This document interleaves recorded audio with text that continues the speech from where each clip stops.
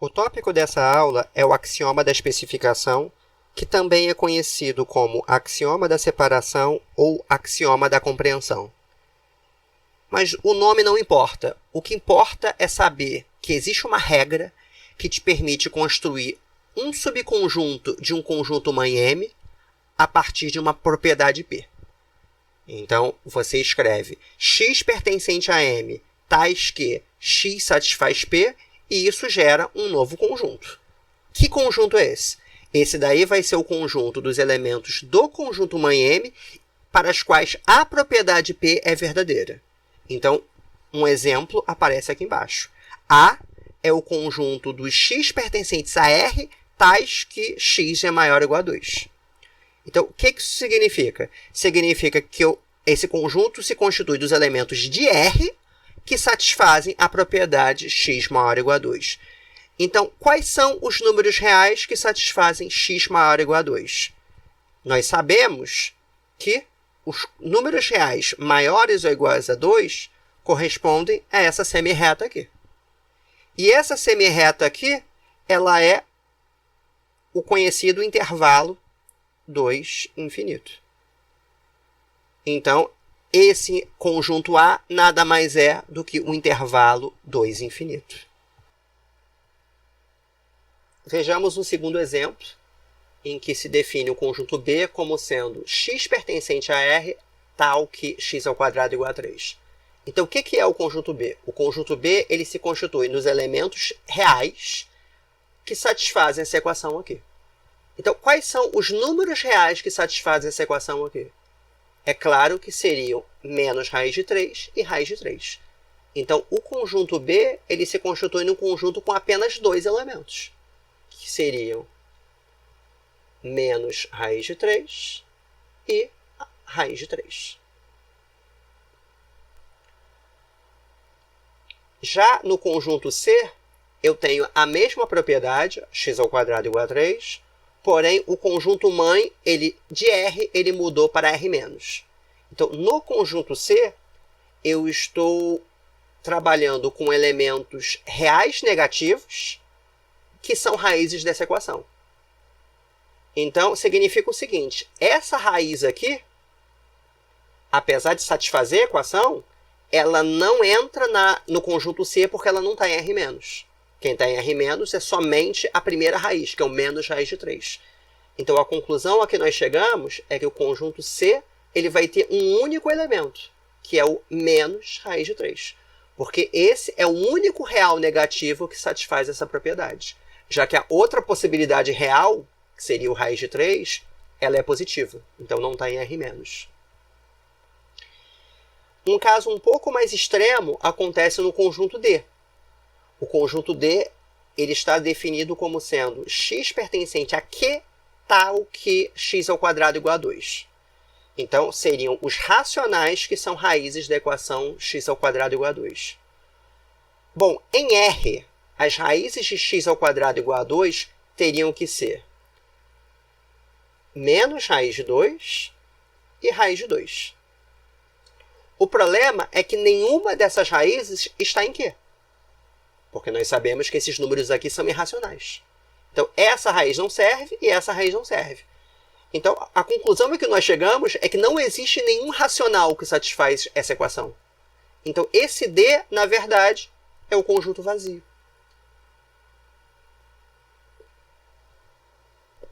No próximo exemplo, são dados dois conjuntos e desejamos determinar a interseção entre eles.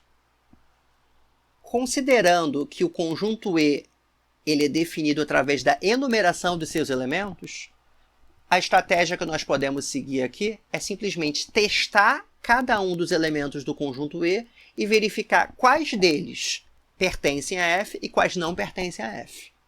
Então, é isso que nós faremos aqui. Eu vou testar cada um desses 5 elementos aqui.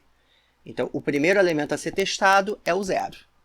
Então, a primeira pergunta que eu me farei aqui é se é verdade ou não que 0 pertence a F.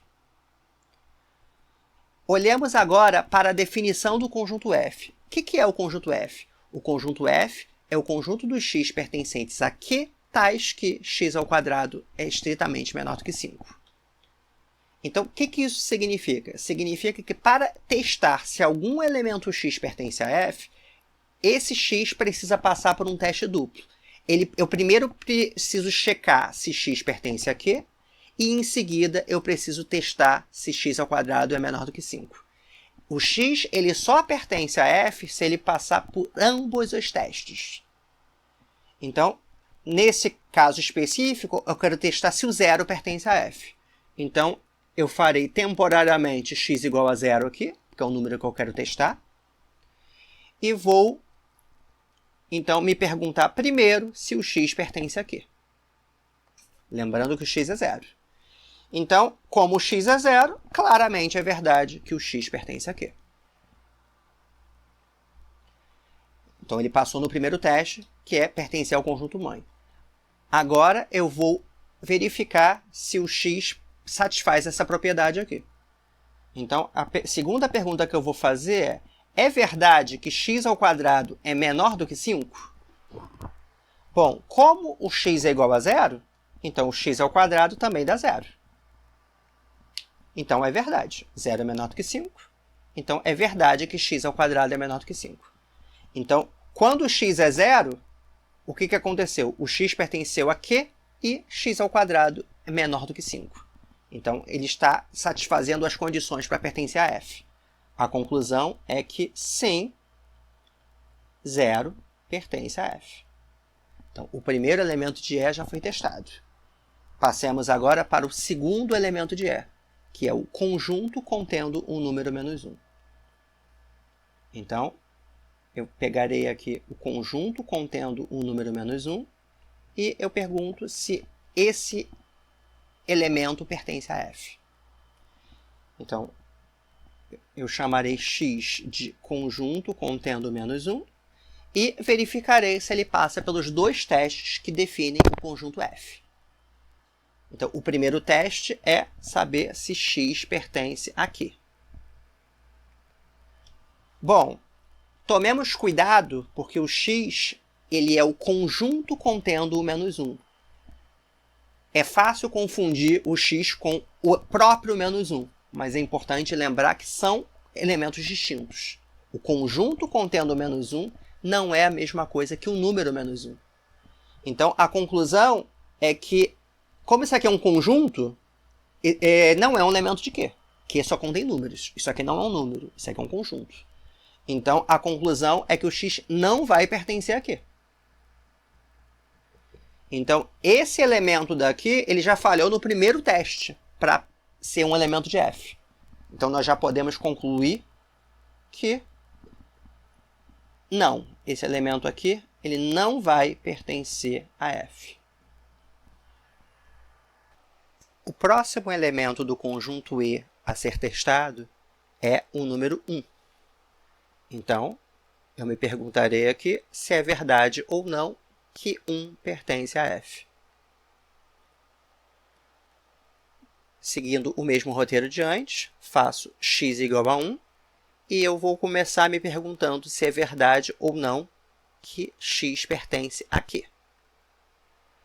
Bom, como x é igual a 1, claramente é verdade que x pertence a Q.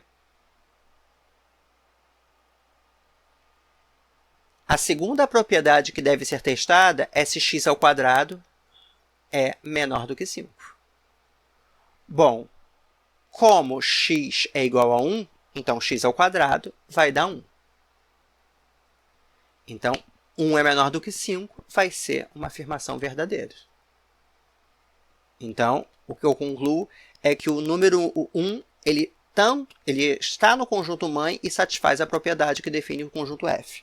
Então, sim, 1 pertence a f. O próximo elemento do conjunto E a ser testado é a raiz quadrada de 2. A raiz de 2 pertence a f? Então, eu escrevo x igual a raiz de 2 e vou me perguntar se x pertence a Q. Bom, nós sabemos que a raiz quadrada de 2 não é um número racional. Então, essa afirmação aqui ela é falsa. Não é verdade. Então, eu nem preciso fazer o segundo teste. Eu já posso dizer que não, raiz de 2 não pertence a f. E o último elemento de E a ser testado é o número 3. Então, eu vou me perguntar aqui se é verdade ou não que 3 pertence a f. Farei x igual a 3 e me perguntarei se x pertence a quê. Bom, 3 claramente é um número racional. Então, nesse primeiro teste ele passou. O segundo teste seria verificar se a propriedade x² menor do que 5 é verdadeira. Bom, como x é igual a 3, nesse caso, isso daqui vai dar 9. Então, não vai ser verdade que x² é menor do que 5, porque x² deu 9. Então, não funcionou. Então, esse número 3, ele passou do teste de estar no conjunto mãe, porém ele não satisfez a propriedade que define o conjunto F. Então, a conclusão é que não, 3 não pertence a F. Então, nós testamos os 5 elementos de E e agora nós já sabemos quais deles pertencem a F e quais deles não pertencem a F. Os que pertencerem a F serão os que estão na interseção. Então, nós já vimos que o 0 pertence a F, esse não, esse sim, e os outros dois não. Então, a interseção vai ser esse conjunto com 2 elementos aqui. Cabe aqui uma advertência. O axioma da especificação ele sempre deve ser utilizado especificando-se um conjunto mãe. Em algumas situações, pode parecer que trabalhar sem especificar esse conjunto mãe está gerando um conjunto. Então, aqui eu dou um exemplo em que isso acontece. O conjunto A está sendo definido como sendo o conjunto do x, tais que x é diferente do conjunto vazio. Então, repare que o conjunto mãe está em aberto. Então, como você interpretaria esse conjunto daqui? Ele seria o conjunto de todas as coisas que não são o conjunto vazio. Então, o número 1, como o número 1 não é o conjunto vazio, o número 1 ele está em A.